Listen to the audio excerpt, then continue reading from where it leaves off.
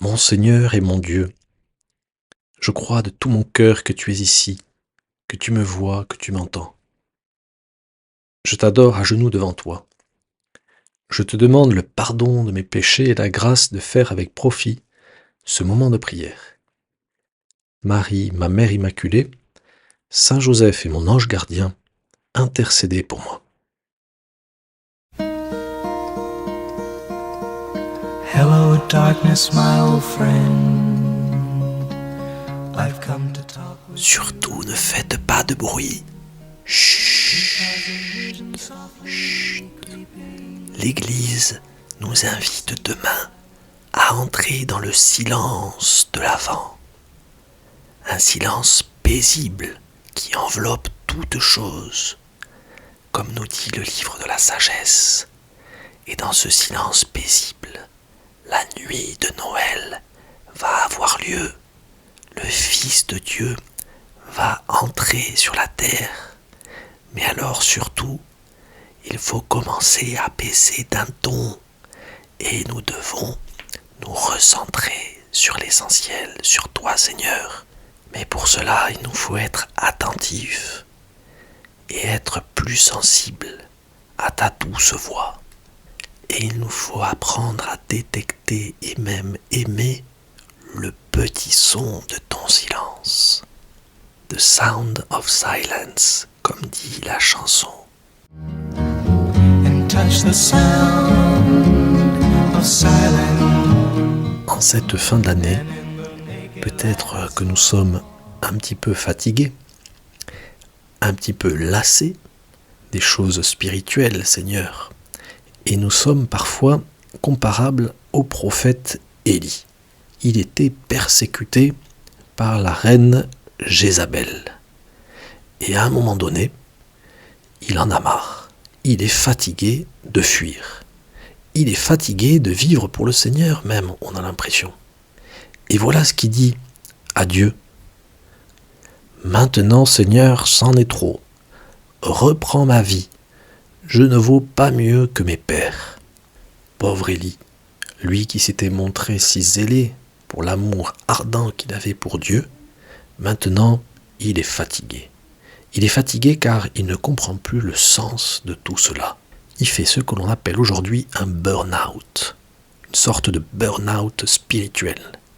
Alors comment il va s'en sortir? Et cela peut nous intéresser si nous avons déjà fait des burn-out véritables ou parfois si nous nous sentons fatigués de notre vie spirituelle, eh bien le Seigneur va le sortir de ce trou par ce que nous allons voir.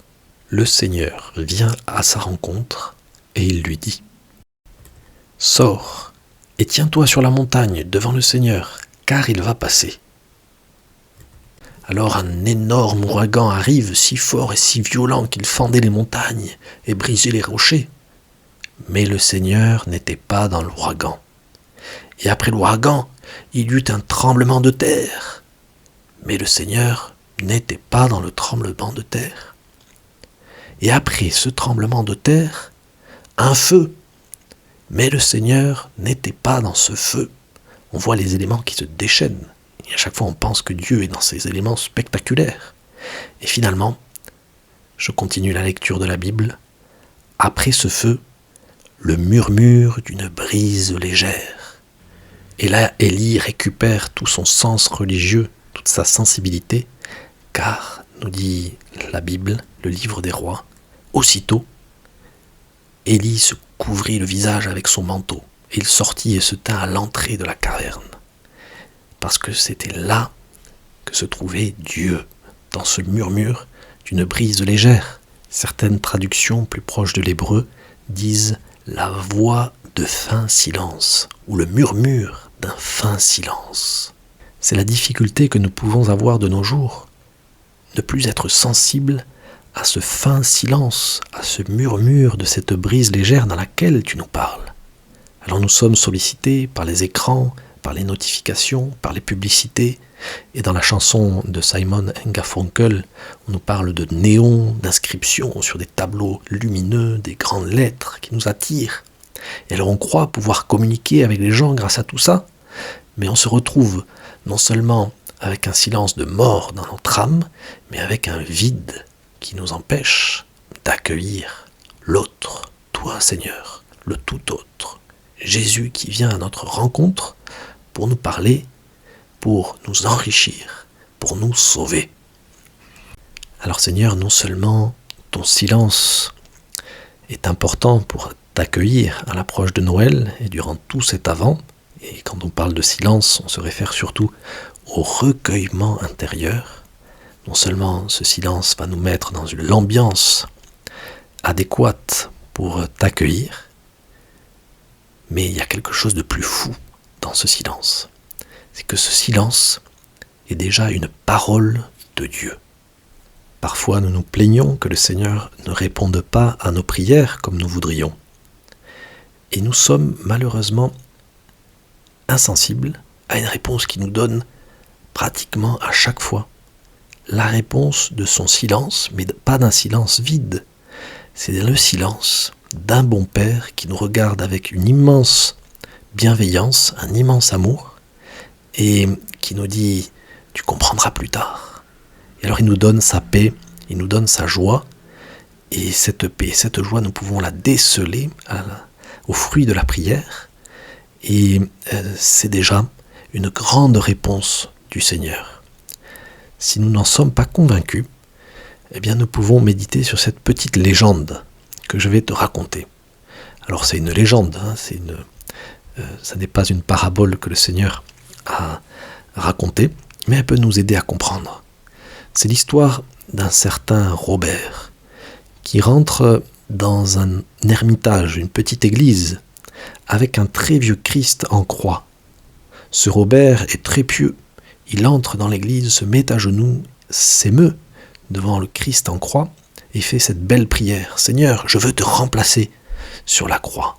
Je veux être crucifié à ta place pour t'épargner toutes ces souffrances. » Alors, Jésus lui dit « D'accord, mais à une seule condition, que tu te taises toujours, que tu ne dises absolument rien. » Alors Robert se laisse crucifier sur la croix et voit les pèlerins passer devant lui, avec un premier pèlerin qui arrive et qui prie, et qui malheureusement laisse son portefeuille sur le banc de l'église. Robert résiste à la tentation d'avertir ce pauvre homme qui oublie son portefeuille. Ensuite, une autre personne entre, voit le portefeuille et le met dans sa poche. Robert arrive à tenir, même si c'est de plus en plus dur.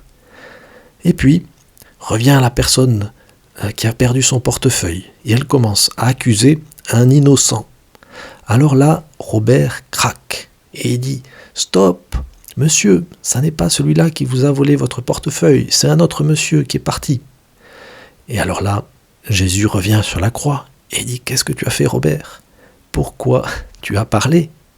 Tout était calculé, tout était dans mes plans. » La personne qui avait perdu son portefeuille, mon cher Robert, elle était trop riche et elle allait dépenser son argent dans des futilités. Alors j'ai pensé que la personne suivante, qui était pauvre, eh bien, allait profiter de cet argent. Et c'est pour ça que tu as bien fait de continuer à te taire. Et ensuite, quand la personne riche est arrivée pour réclamer son portefeuille et qu'elle a commencé à accuser un innocent, j'avais prévu de laisser le jeune innocent se faire légèrement blesser, mais suffisamment par cette personne riche, pour lui éviter de prendre ensuite sa bicyclette et d'avoir un accident beaucoup plus grave. Mais à cause de toi, l'innocent est parti en pleine santé. Alors certes, il n'a pas été secoué par le riche paroissien, mais parce qu'il a pu prendre sa bicyclette, il a été renversé par une voiture et il a ses 2 jambes cassées. Tout ça parce que tu n'as pas su tenir ta langue, mon cher Robert. Seigneur, le silence que nous pouvons ressentir dans notre prière n'est pas dédain de ta part. Ce silence n'a rien à voir avec un désintérêt de ton cœur vis-à-vis de nos demandes et de nos prières. Mais ce silence est la réponse que tu nous donnes parce que tu as un meilleur plan pour nous. Tu calcules plus que nous. Tu vois plus loin que nous. Tu as tous les tenants et les aboutissants de nos vies.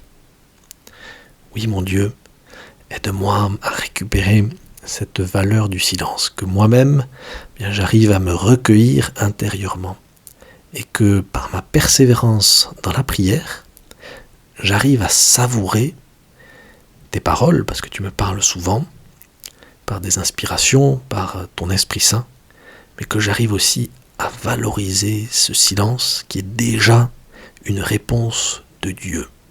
Ce silence dans lequel Jésus va venir le 24 au soir dans nos cœurs.